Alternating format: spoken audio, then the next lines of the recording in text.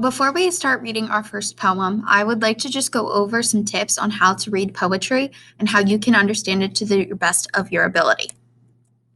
So, first of all, we have to define what is poetry and why it's so important. So, poetry is a literary work that packs an emotional intensity and expresses ideas through a distinctive style of writing. So, poetry is usually about emotion. People don't just write poetry because they're bored, they write it because they have something to say. So, it's not exactly a way to entertain people, even though it does. It's more of a therapeutic way to write and get out those emotions that are bottled up in people. So, poetry is important because it is expressive. It's an outlet, like I said, to express their ideas freely and creatively. Poetry has so many different forms that sometimes you would not even know that it was categorized as poetry. So, we're going to go over a lot of different kinds of poetry this unit. Some of them you're going to like more than others because it's not that rhyming, old time words, that kind of thing. It's something that you can actually relate to and understand. So that's something like free verse poetry you're probably going to like more than sonnets. But we are going to explore all the different kinds of poetry, or at least a good number of different kinds of poetry. So my challenge to you is to be open-minded during this unit and do not overthink what you are reading and writing. Don't think just because it's poetry, it's stupid, or you can't understand it because it's written by somebody who was alive 200 years ago, because we're going to look at a lot of modern poetry too. So we're going to see the best of both worlds. So a way that I learned to read poetry whenever I was first starting out was the Big Six. So if there's 6 different things that a poem contains. Sometimes not all 6. Like a lot of these poems, we're not going to do all 6, but I would like you to understand and be able to identify all 6. So the first step is obviously to read and annotate the poem, just so that way you get your first initial thoughts out there and then you build from that. So we have structure, title, speaker, paraphrase, theme, and tools. So the first thing is structure. So poetry has different forms that it can take place in. You will look at stanzas, rhyme schemes, line breaks, and length. So some poems are going to rhyme, and that's part of their structure. And some poems are going to have more than one stanza, and they're going to be a little bit longer, and that can also be a part of their structure. So some examples of different kinds of poetry that use different kinds of structures are haikus, acrostics, sonnets, ballads, free verse. All of those you're going to be able to see and identify through their structure, which we'll go over in each unit that we do different kinds of poetry.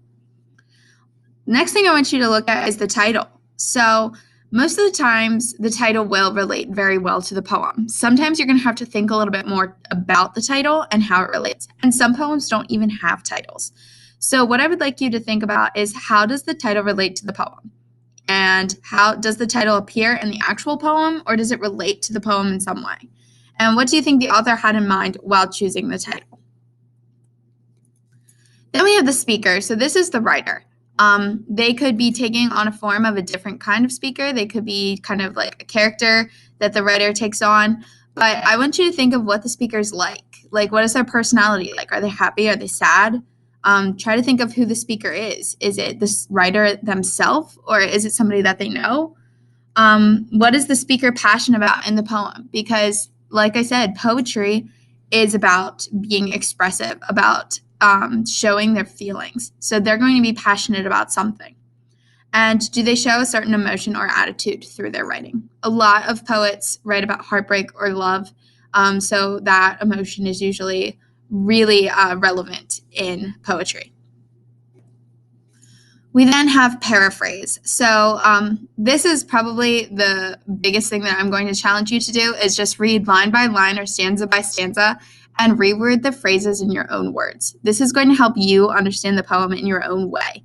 You want to think to yourself about the meaning of the poem while doing this, because you're basically paraphrasing the poem so that way you understand it better. This is going to really help you with older poems that are not written in the way that you would normally talk. And it is going to help you not feel so overwhelmed. So Shakespeare poems especially, I still have trouble reading them right off the bat and being like, yeah, I understand what Shakespeare's trying to say. No, I have to section it off. I have to paraphrase it. So this part is really important. And then we have the theme. So we've already gone over theme. I feel like we have a pretty good grasp on this. But what are the big ideas in the poem? Is it love? Is it heartbreak? Is it mental illness? Is it being inspirational? That sort of thing. And how does the writer present these ideas? Think about how we studied theme in the past. Also, look at those poetic devices that we talked about and try to see if they're using those devices to convey the theme. And then we have the tools. So this is where the poetic devices are really going to come through for you. You have to identify the figurative language. Does it have imagery? Does it have similes? Does it have metaphors? Enjambments, that sort of thing. I am going to challenge you to identify certain poetic devices while we're reading different kinds of poems. And hopefully those note cards help you. So that is the big six. The next thing that we're going to do is we're going to read Maya Angelou poem, Still I Rise, and I'm going to go over the big six with you. So that way you're going to fill it out along with my screencast. I'm going to go through it with you. That way you totally understand how to use the big six in a poem. And then we will be reading poetry weekly, and we will be doing a big six activity, and then you're going to be writing your own poetry as well. Don't expect too many screencasts. I'm going to encourage you to Zoom with me if you need a little bit extra help with it. And I will be posting some videos explaining the meanings of these poems. So I challenge you to do your best, be open-minded, and think critically about this.